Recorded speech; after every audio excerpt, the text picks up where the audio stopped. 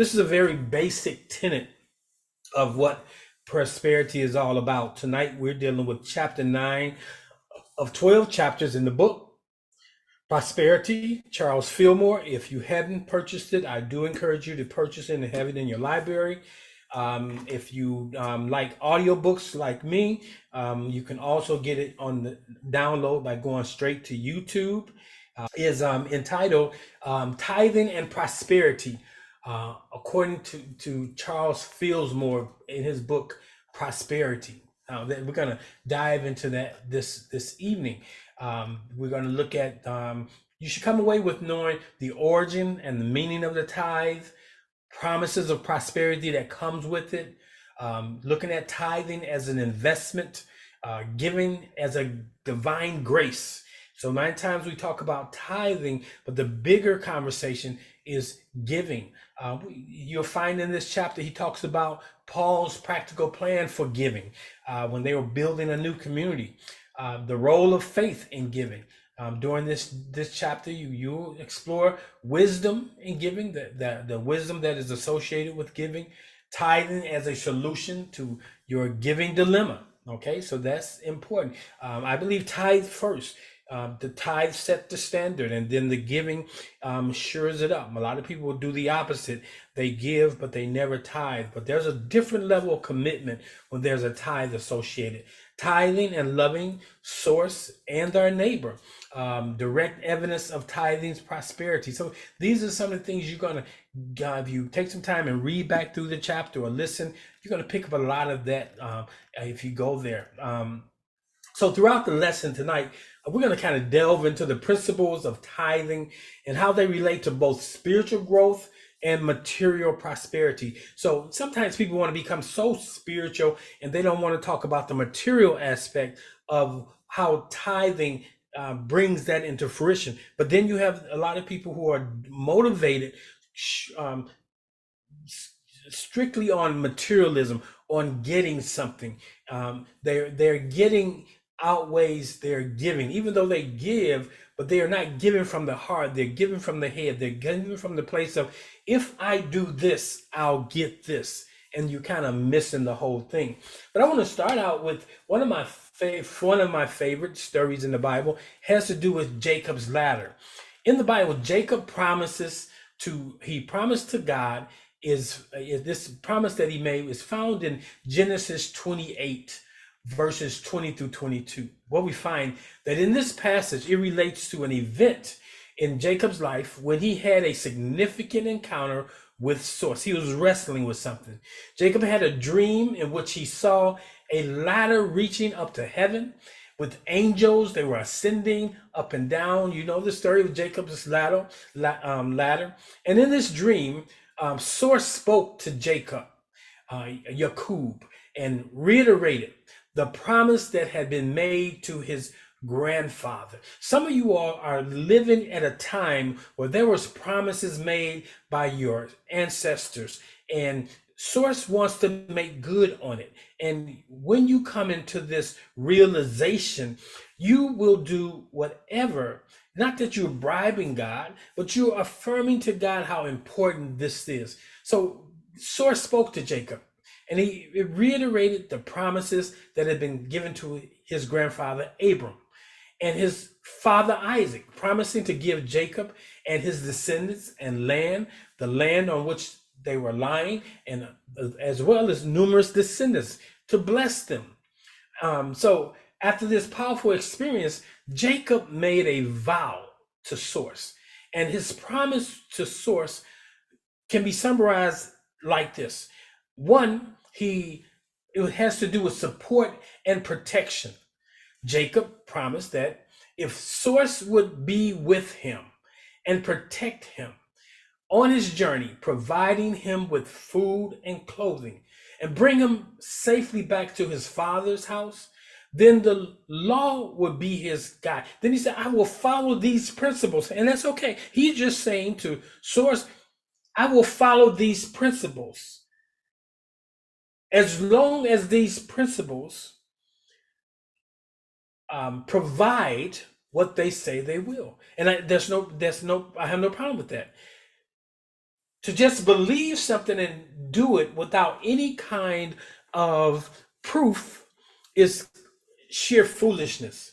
And so he was affirming that I will live according to and expectations. I'm not doing this to get that, but I want you to know that I know that the steps of the righteous are ordered, and those who live in alignment with, just like seeking first the kingdom. I will seek first the kingdom. I will align myself with it as long as all the things that it says that I should get will be given to me. Now that's a tall order, but what it means is, not if I look up and it's not happening, then I'm gonna do my own thing. But I'm gonna say, am I working the principles? Source is not a man that it shall lie. Also, the second piece he made a commitment to. He made a commitment to tithing. Jacob made a commitment to return to source a tenth, a tenth, a tithe of all that source would provide to him. He vowed to set up a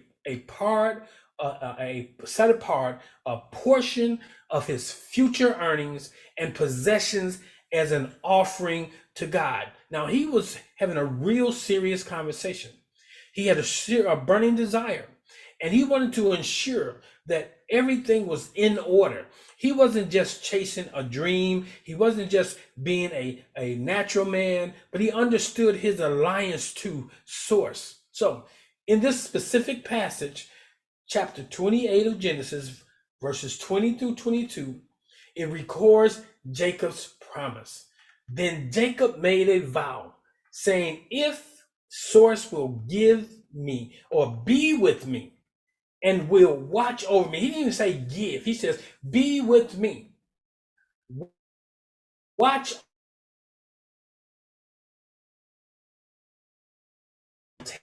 and we food to eat, clothes to wear, that I return safe. And when we look in the New Testament, when we look at the biblical character of Jesus, he says, take no thought of what you will wear, what you will drink.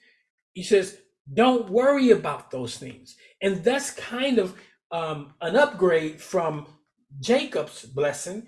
Our blessing is, so it says, don't even worry about it. Take no thought about it.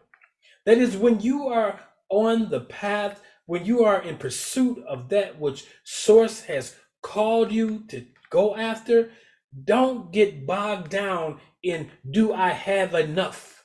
Okay, part of this faith journey is knowing that each day is sufficient unto itself. In this specific passage, we see that Jacob is making a vow. And so I want you to think about that. Jacob's promise to source reflects his acknowledgement of source's presence and protection and provision in his life. That's why I tell everyone, every Friday, we take Friday as the day that eagle flies for most people. And the principle that I'm introducing is that all that we have belongs to source. And source, all that belongs to source belongs to us. But because we don't show management abilities or the stewardship, we don't show that we know how to steward all that is ours, all that is. So if we can't steward ours, how can we steward sources? How can you get tapped in to the unlimited flow if you cannot deal with the finite flow that you have? So the lesson tonight is a difficult lesson for the masses. I don't really like to talk about the tithe and offerings to the masses, because the masses oftentimes are not really prepared for the message.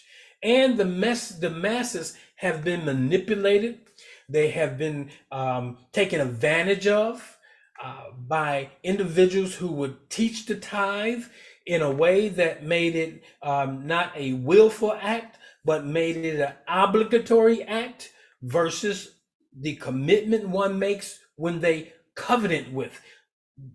Jacob was covenanting with. The tithe isn't for covenant individuals, those who are not in contractual relationship. You don't tithe as a contract. You tithe as a covenant. So when we look at New Thought, which we are all part of, or which I teach from the perspective of New Thought or ancient wisdom, and I'm still doing some research. I'm digging this thing out to find the principle of the tithe, how it was operating before biblical times. So right now I'm still in the Bible unpacking. I'm still in that 3000 BC, 6000 BC, but I want to go deeper and find out how this principle was shown forth in ancient times. So when we look at New Thought, when I talk about New Thought, I'm talking about unity, divine science. I'm talking about science of mind. The concept of tithing is associated with spiritual and financial principles. The tithe, which is typically 10% of one's income, holds a special significance in our belief systems. Here's an explanation of the meaning of the tithe in its connection to the 10%, as we look at it from the perspective of New Thought type churches. Okay, I'm not talking from the perspective of Baptist or Protestant, but I'm talking from those who supposedly have more of an expanded consciousness. One is a spiritual principle. Tithing in the metaphysical teachings is viewed as a spiritual practice that is rooted in the idea of giving back to the divine source or the universe. It is seen as an act of faith, trust, and gratitude for the abundance that we receive in our lives. Now, some people may say, well, I don't have abundance, but I guarantee you, if you took time and counted your blessings, you will find that you have an abundance. So it's a spiritual principle. Secondly, the tithe is 10% symbolism.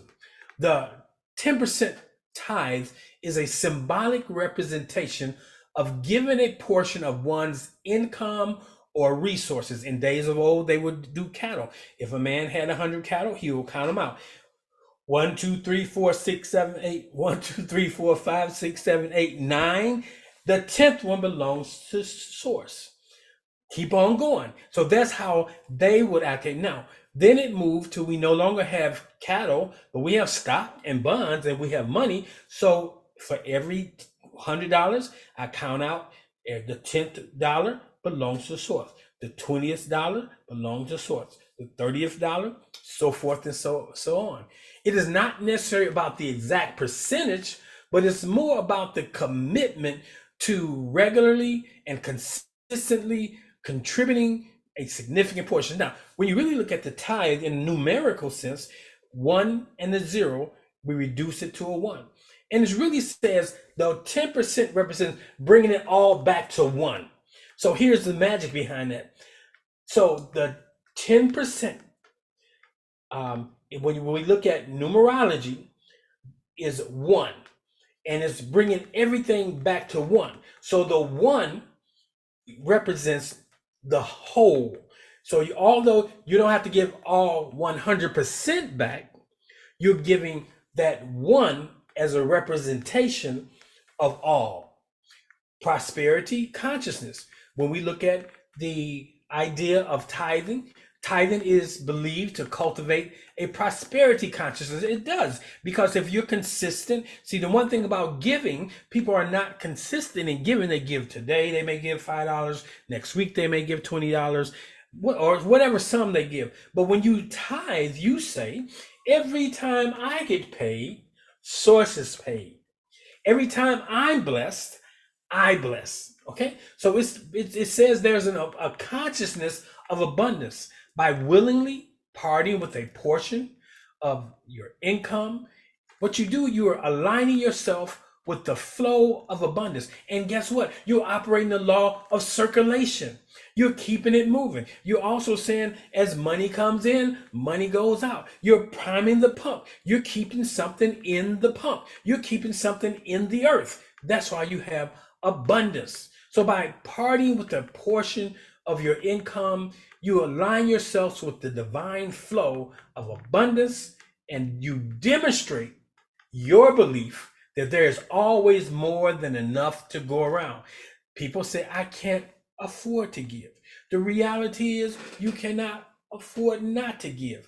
But at the same time, before you even start your giving, if you're making comments like that, you need to listen to a teaching like this. You need to have a conversation with someone who can help you see why it is to your advantage to be a tither or a giver. Okay? Our tithe also supports spiritual centers. So what you give, not only does it support my life, the spiritual center, in the teachings, the tithe is often directed towards supporting the community, the churches or organizations that provide spiritual guidance and upliftment. By contributing to these organizations, individuals help sustain the spiritual community and the teachers so that they can spend the better part of what they do without having to be bivocational or those kinds of things.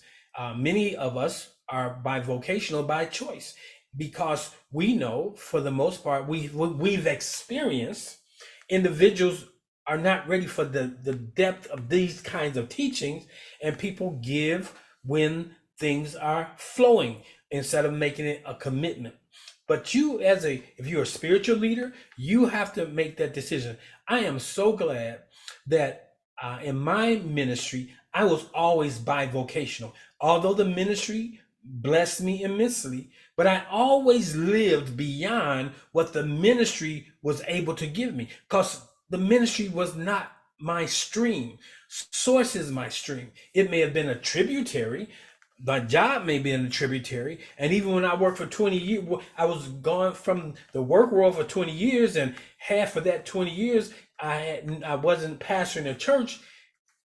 The source provided for me because I understand the principles. So if your giving and your tithe supports the spiritual center, it supports the place where you are being fed. Okay, another thing about this tithe, this principle of giving and receiving. Tithing is seen as a twofold process. As individuals give, they open themselves to receive blessings, both spiritually and materially. It is believed that the act of giving with a generous heart can lead to manifestations of greater good in one's life. Now, here, I want you to hear this, because the tithe comes from the heart and not from the head. And most times when people are operating from the giving perspective, they're in their head. They're figuring out their budget. They're figuring out what's left over. What can I give and still do all the things I want to do? And so most people find themselves tipping source. Tipping, they don't even, not tipping in the way that the world tips today. The tip has gone from 10% up to 15, now 18. In most places, you'll see they'll start at 20, 22, and 25. Now, when you tip at that level, that person it should be in response of that individual being on top of things. TIP, somebody recently told me tip means it's an acronym for something. So if somebody knows what that is, type it in the box. Somebody told me recently, I never thought about the tip, what the word tip means, but it's TIP stands for something. So if somebody knows that, drop that right over there in the feed. So we shouldn't be tipping source. We should be tithing and giving to source. So that's important. We also want to know that it aligns us when we operate with the tithes and offerings. We're aligning with universal laws. Now, I've had this conversation with brothers who are on YouTube, and they come against the church, they come against tithing, but at the same time, they turn around and they got Patreon. So they use the same principles, and then they figure they have a large enough audience where they'll ask you for $5. Well, if you got 20,000 people giving you $5, that is a great sum.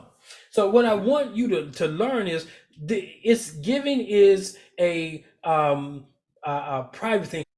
Tithing and giving, you're looking at it from the perspective of the universal laws. Tithing is considered a way to align with the universal laws and principles, such as the law of circulation, the, the law of cause and effect. By giving freely and generously, individuals are thought to set in motion. I know it happens. Some people say they teach this stuff and they'll say things like people will think it's going to happen, but I can tell you that it works if you work it. Okay. So when you do this, you keep a positive charge. You are saying to yourself that I know that I am taken care of. There it is. Carolyn says treasury inflation protection. That's one person. Okay. But okay. Cheryl said, okay, Cheryl was the one that told me tip means to ensure promptness. Then Carolyn, I never heard that one. Treasury inflation protection. That works too, okay? But the original, the mindset behind the tip was you would tip the waiter, you would put something in their hand to ensure promptness. Like you walk up to an event and you're trying to get into the event, you slip the right amount into the hand of that individual, they will give you safe passage. But I like both of those. I like both of those. So it keeps us in alignment. It keeps us our vibrational frequency on point. So I want you to really be mindful of that. That is important. Let me take care of this kid. I don't know where he sent it to. Okay, 1 second. I don't want him to be stranded at school.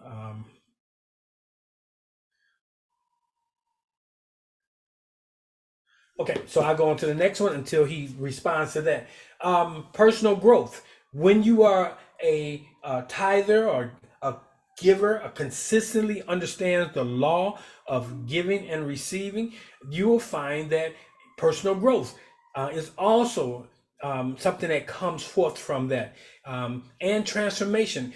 It encourages you to overcome scarcity mentality and the fear of lack. It fosters a sense of abundance and a trust in the universe. That is key. It is important that you know that by being consistent, and he's talking about this in this chapter tonight. He's talking about how if you are a giver is different than one who is a tither. Usually people give when they want to or have an inkling to, but when an individual is a tither, they're on a set schedule, and we want to get on a set schedule. And so what we make it, we give our tithe and we give our offerings. Good. I'm good. I'm done with that. Good.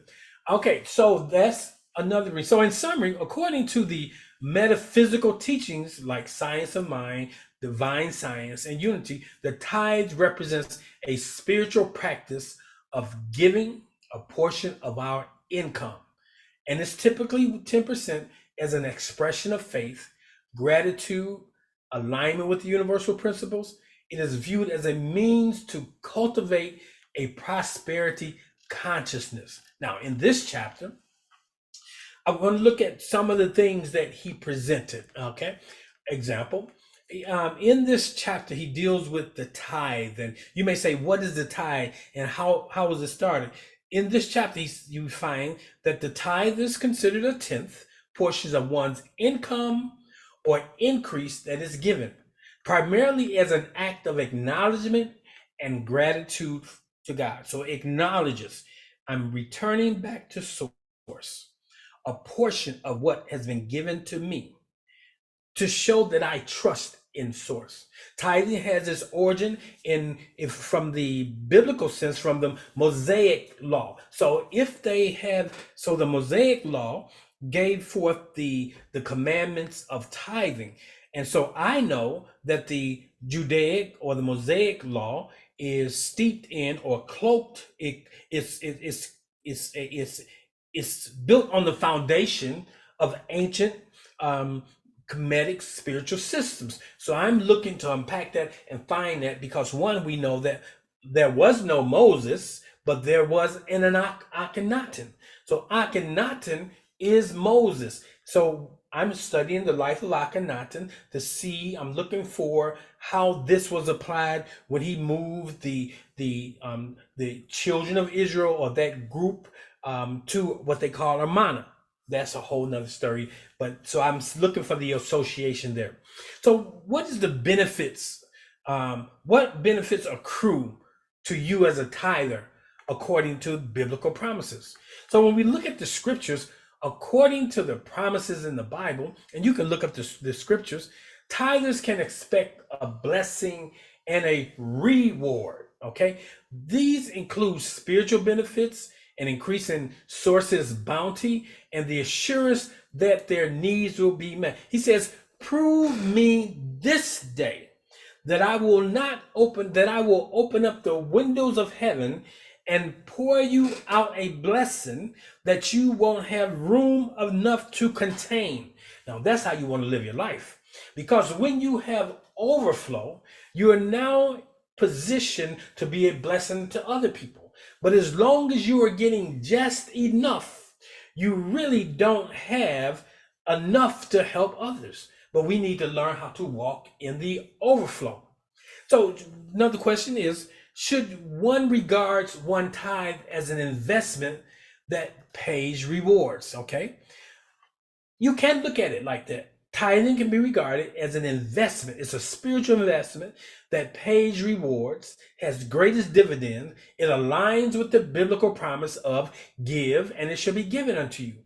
Good measure, that's Luke 6:38, pressed down, shaken together, and running over, as I had just told you. So tithing is seen as an act of faith, okay? Now, not blind faith, but it's seen from the perspective of, I've done it, I've seen it operate, and I'm gonna keep operating in it, okay? And it increases your abundance, it increases your what I like to call is your reserve. You find my reserve is not what I have. My reserve is what I have access to. Your account stays good that you can punch the code and get what you need. Now, you don't really need to have $1 million in the bank, but you need to be able to have access to $1 million in the heavens. You could pull down $1 million. You sometimes see pulling down $1 million does not necessarily mean dollars. It's the experience. And so you can't store up the experience. You can store up money as the exchange agent to get that experience. But we spend time not focusing on the exchange agent, the middleman. Money is only the middleman. But when you begin to operate with the divineness, you can take the middleman out of. You can expect what that money buys for you to get to you in some way. Now, sometimes you will get the money to transmute to get it. Sometimes you will not get the money because it'll be directly given to you. Example, I inherited a $700,000 church. Okay, not one day did I have to pay a mortgage on it. The mortgage had been burnt when I was a little boy. And when I came to take over the ministry, or when I was placed in the ministry, this was part of what came with it. So don't always say, I need to get a building fund. Because if you say, I need to do this, then source makes space for you to do it your way. You can do it your way, or you can do it Yahweh's. Many are the plans of man, but the end thereof is destruction. So another thing about giving and tithing is it's about a divine grace. So when we talk about giving, it's considered a divine grace because it reflects the love and generosity. When you gave somebody something, you gave out of your heart. You gave, when somebody forces you, it's not giving you really being strong armed. But when you say, here, you can have this. When you send something to the ministry, you're giving because you're not forced to, and there's not an exchange agent. It's not like, if you give this, I'll send you this trinket. I don't believe in all that trinket stuff. Okay, either I'm going to gift it to you, I'm going to teach it to you, but I'm never really want to associate, if you give this, you get that. But I do say that those who align with the ministry as tithers have a different level of access to me. Okay, because there's a commitment that they have to the ministry, to source, and so you have that commitment to that commitment there. I have that commitment there to you also.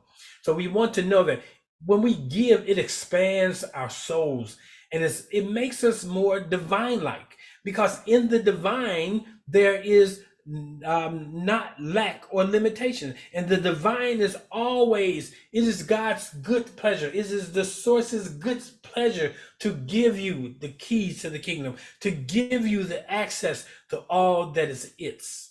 Okay, so that's important. When we look back in the Old Testament, when we look back at the beginning of the church, they used the tithe, they used the offering. They were told to set aside something, so when the man or woman of God or whomever was coming to that town, that they were able to be sustained. So you'll see that principle there as you read this chapter. He talks about the effects a willing and cheerful spirit has on a giver, the gift and the receiver. When we look at this, we see that a willing and cheerful spirit is in giving has a positive impact. So it's like, I don't want anyone to do anything for me if they're not doing it from their heart. I don't want obligatory giving to me. Okay, don't bake me a cake out of obligation. Bake me a cake because you think I like cake and you want to bless me. When I bless a person with something, if I send you a special prayer, I'm not doing it out of obligation. Or if I offer you a coaching session, it's a gift that I have and it's made room in your life. I'm doing it from my heart. Okay, you want to know that it's an act of joyfulness and meaningfulness. Okay, it blesses the gift with a spirit of generosity, and it brings joy and gratitude to the receiver. You can feel it when somebody has gone out their way to gift you or to give you something. You can feel it. I gave half my meal to a gentleman who was walking by, and he was transitional, going through a transition of life, and he asked for something, and I said, I can give you half my meal. And he was appreciative. He looked at me, it was a white brother, and he looked at me, this brother gonna give me this, and I gave it to him. And he went down the street and he stopped and he ate it, and he turned around and I saw him turn around, and I gave him a thumbs up, and he nodded his head. He knew it came from my heart. Okay, and I do that. Not, he couldn't give me anything back, but I believe that I'm doing unto others as I was have others do unto me. I've been there. Most people don't know it, I've been in the place where I didn't know where my next meal was coming from. There was a season I went through, but I made it through. And Source took care of me. And you have to know, you have to trust and believe. Okay. How do you exercise faith in giving? So how is your faith exercised through giving? Faith can be exercised in giving by trusting that the act of giving will result in blessings, and by giving with a sincere heart. So you're giving from your heart, and you giving with the understanding of the law. I give and it shall be given to me. I'm not giving to get, but I know that as I give, whatever I need gets to me, believing that Source's promises will be fulfilled. So if you don't read the Bible, but just you get the practical experiences, as I've walked this earth and I've been a generous giver, things has always come to me. So that's for the person who maybe don't align with, but most of you, or under the sound of my voice, have an alignment with Christianity in some form, and you may be expanding it. So now you're seeing this come to truth, come to fruition. Okay, so you got to use wisdom in giving. So the question is, how should wisdom be employed in giving? Okay, wisdom in giving involves making thoughtful choices about where and how to allocate one's resources. Now, here's an example. I know some seniors that have been tithing their whole life, but you can't see it. And the reason why you can't see it, I believe, if you're sowing into a field that is not fertile. So if you're sowing into a ministry that say that you're born in sin, if you're sowing into a person that put limitations on you, always want you to talk about your brokenness, and not talking to you about what your giving does for you, then you could tithe all day long, but you don't have the expectation. See, it's like you got to be seeking it. You got to be looking for it. You got to be expecting it. You got to know that when I give, I'm taken care of. I'm good. That's what has to come forth. By committing to being a consistent giver, a tither, you can determine a specific percentage. And it's usually 10%. That's I'm trying to find out why. Why do we use that 10%? You know, I've stated it's a oneness principle of oneness of bringing everything, reconciling everything back to one. But I'm still exploring that. Okay, so usually it's 10% of your income that you give, making the decision of how much to give more as you go forward. So let's say, example, you may be at the point in your life where you have a commitments. You have commitments that you must attend to. And so you make a commitment. I'm going to, as I begin to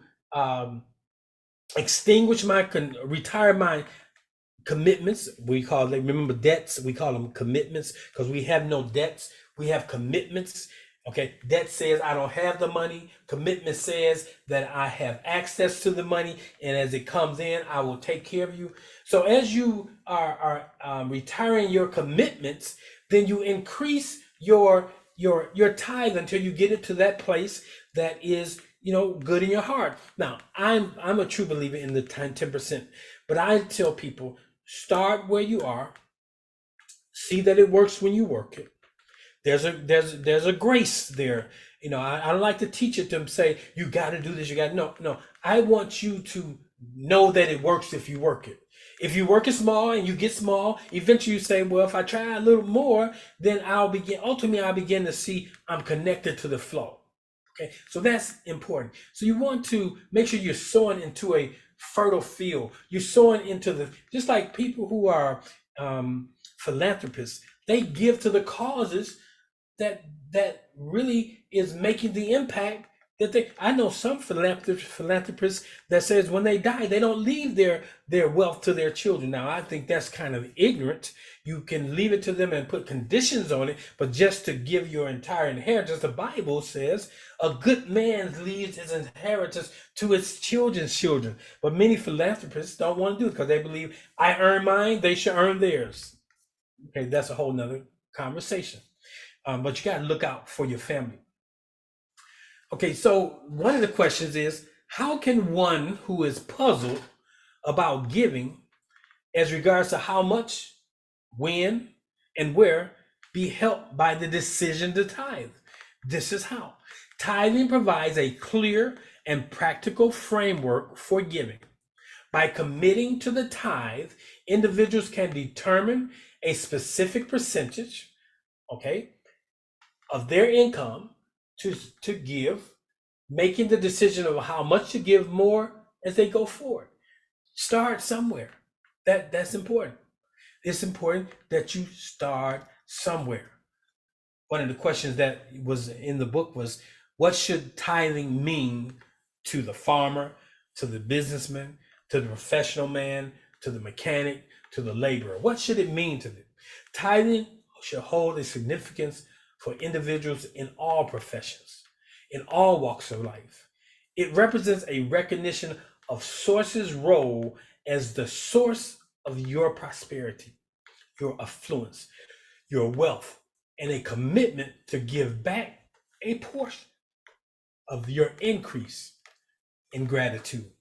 It's a gratitude statement. It's a gratitude statement. And do you know the Barna Research Group? They do research. And they said, I forget the numbers now, that, okay, basically what it came down to, a big portion of individuals lie and say they tithe, but they don't tithe. These are Christians. These are believers. Okay. because they don't know the tithe, and then they believe. But see, whatever you do in within source, whatever principle you're practicing, you can't believe it. You have to know it. The word says, the truth you know sets you free. It's not what you believe. So we believe a lot of things, but it's the truth you know. And if you're not tithing, you're not a knower yet. And I'm encouraging people to study. So we can have this course. It's 12 weeks long.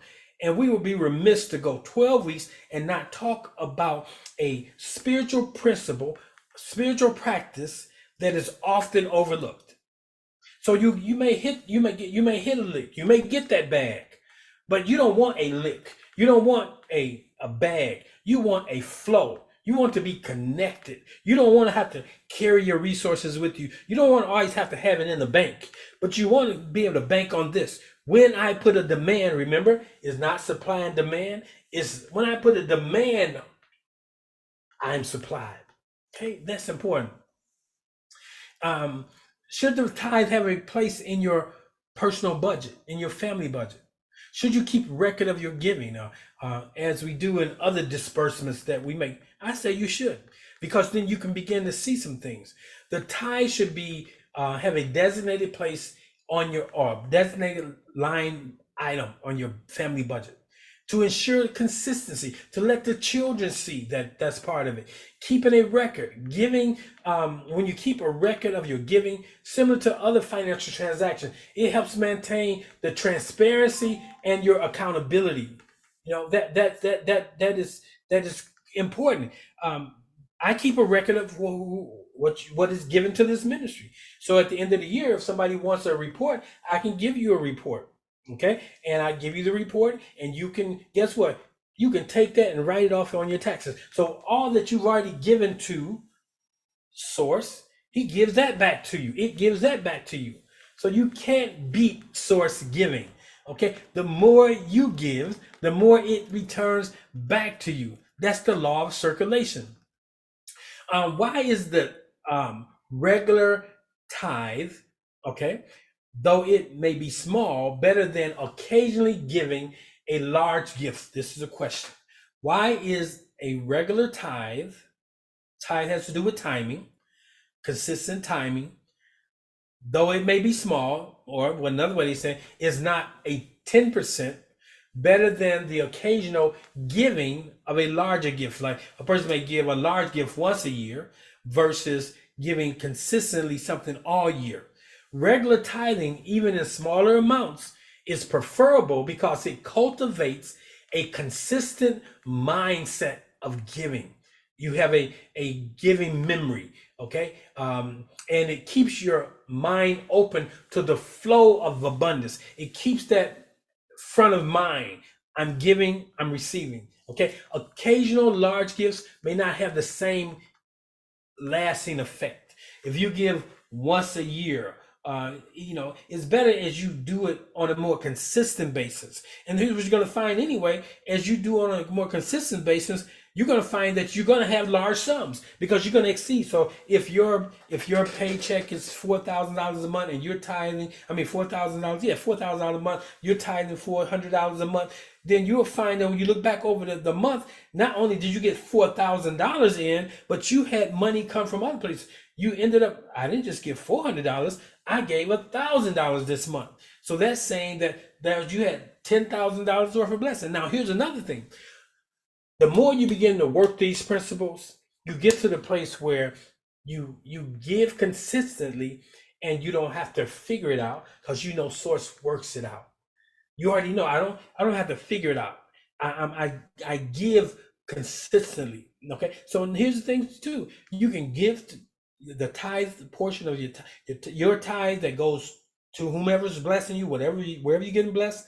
And then you can also set a percentage aside for investments for you and your family.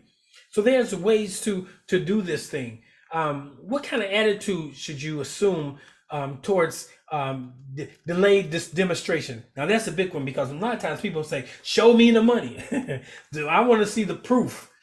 But sometimes it's delayed. Delay for a number of reasons. You got a lot of weeds in your garden.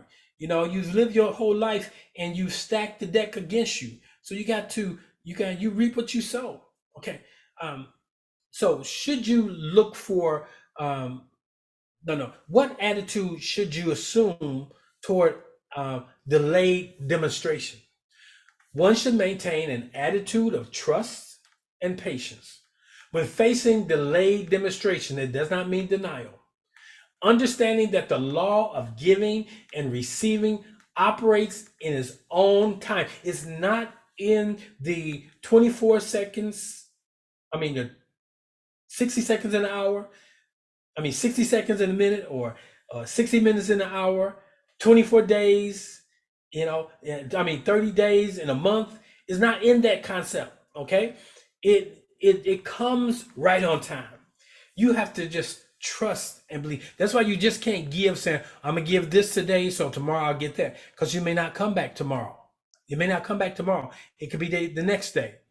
Okay, so good. I had somebody say 10% started with Melchizedek. Okay, good. I can receive that. I have to study the. I have a book back there on Melchizedek. I'm going to look that up and bring it forward. I have that book, and I do recall that. But thank you, Sunny Cake, for pushing that out there, so we can study. We are priesthood after the order of Melchizedek. So I'm gonna break that down too for you guys one day. Why is it better? No, should we look for good to come through the channel of those whom we've given to, or to those we serve? Okay. Example: I don't limit what I get based to the limited number of people I've engaged. Like I have a community that I can see, but I oftentimes will look in my Cash App, and somebody has watched a video from a year ago and they've blessed me. All sums of money comes there, it blesses me, but it comes right on time. And so I bless that person when they bless me. I just acknowledge that they're walking in the wealthy place. So should you look for your good to come through the same channel? No, you should not try to fix the channels through which your good comes. Good can come through various unexpected channels and is essential to remain open to the universal flow of abundance. Open. I am open to receive. I don't have one channel. I have many channels by which I can be blessed because I'm open. Is it better to give without thought or expectation of return? Giving without expecting a direct return aligns with the spirit of selflessness and unconditional love. I'm not doing this to get this. I'm doing this because I am in gratitude because I got it. It allows the law of abundance to operate naturally, resulting in blessings that may come back in unexpected ways. Sometimes people try to engineer their way to success and circumvent. There's a way that appears right to man, and it may work sometime, but I'm looking for something that works all the time. Source is a constant, and I want the constants to flow in my life. I don't want it to today it flows and tomorrow it doesn't. What must we do about receiving what source has and desires for us? What is it that we must do about receiving what source has and desires and its desire for us? We must have faith and courage to claim the abundance that source desires for us. I'm the head and not the tail. I'm the lender and not the borrower. I have all I need. The Lord is my shepherd. The law is my guide. It supplies my every need. Come on now. Recognizing our divine inheritance and being open to receive is essential to manifesting source blessings. That's why I like that song, I Am Divine. We have to recognize that we are divine. Okay. And I think about it all the time. I think about it daily that I am divine. When I find myself in a situation that does not reflect my divinity, I return to my Father's house. I go inside and it's waiting for me. Okay, and it's waiting to cloak me. It's waiting to crown me. It's waiting to put that ring of covenant on my. So we got to stop looking outside. Stop chasing the dream and live the dream. Now, affirmations is a big part of this. Okay, when we give, we give it through an affirmation. Like one of the affirmations I use when we give is this: divine love through me blesses and multiplies all that I am, all that I have, and all that I give, and all that I receive. And then I say, circulate, circulate, circulate. So affirmations, it just reminds me. It just keeps the vibrational frequency at the right frequency to have it flow, coming and going. So that's tonight's teaching.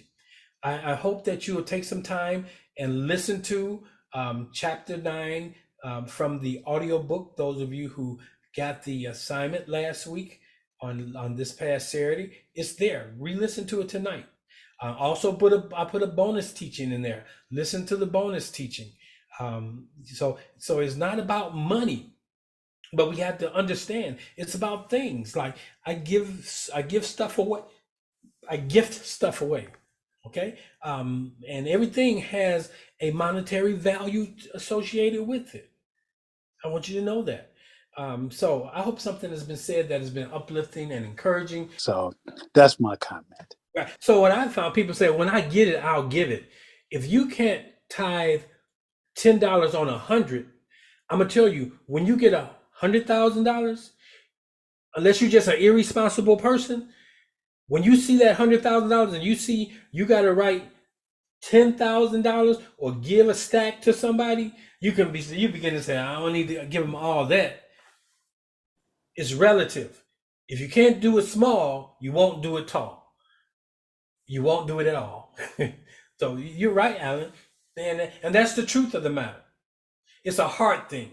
Tithing, giving is a heart thing. It's not a head thing. And as long as you are operating from the head, you will not get ahead. Got to move from the heart. You got to move intuitively, because sometimes Source, it's been times when I only had a 50 in my pocket and Source said, give it all. It was one time I had $100 bill in my pocket and I inadvertently put it in the coat check.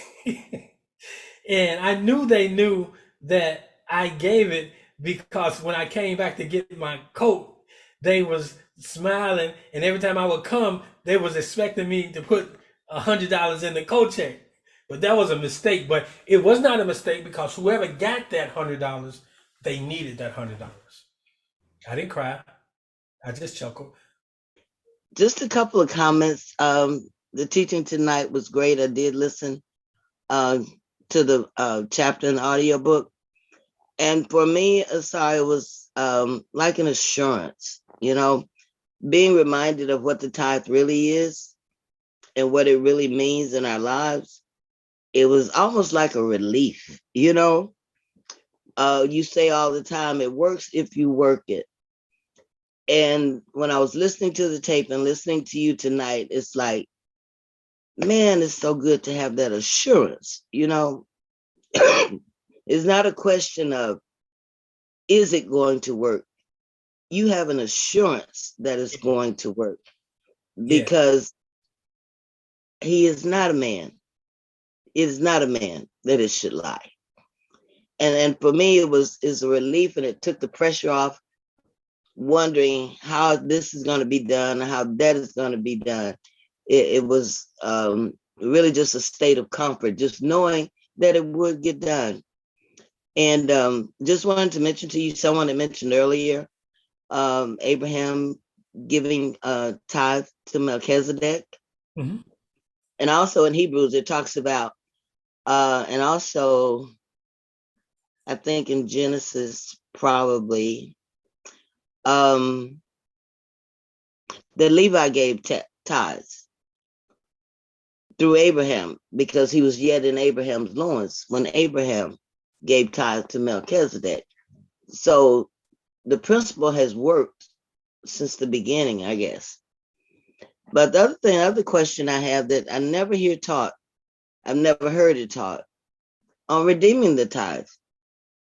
Most of the time when we hear teaching, it's Malachi 3:8, right? And I'm with Brother Allen on that. It really turns you off because I hate getting beat over the head. Mm-hmm. And so I asked the pastor one time, why do y'all say pay the tithe? What are you paying for? What can you pay God for? Right. The scripture doesn't say pay, because when even the connotation with pay builds up a resistance, like the word debt. We resist debt. But commitment, I can honor my commitment freely, gladly. But yeah, I haven't heard a teaching on Leviticus 27 when he talks about redeeming the tithes. The tithes can be redeemed. Mm-hmm. Or, just the covenant, what you were talking about. It's a covenant thing with source that we're doing, not an obligation. Mm-hmm. But it is a trust factor. And that brings, for me, a certain amount of peace that no matter what, I have the assurance my needs will be met, especially being out here on this farm when he talks about your fruit will not drop off the vine and your cattle won't drop in the pasture, because I don't know anything about farming. So I'm trusting that he will send the help I need, send the resources that's needed. And it's just been wonderful to see it working. Yes, it works if we work it. And I like to say it like that: it works when we work it. Because I hope Absolutely. everybody get around to working it. Yeah. That's important to me. Awesome. So we're right at the top of the hour. My time is well spent with you all. We're gonna close out with the the "Bless Me" song, the prayer of Jabez. You guys are familiar with that? 1 second.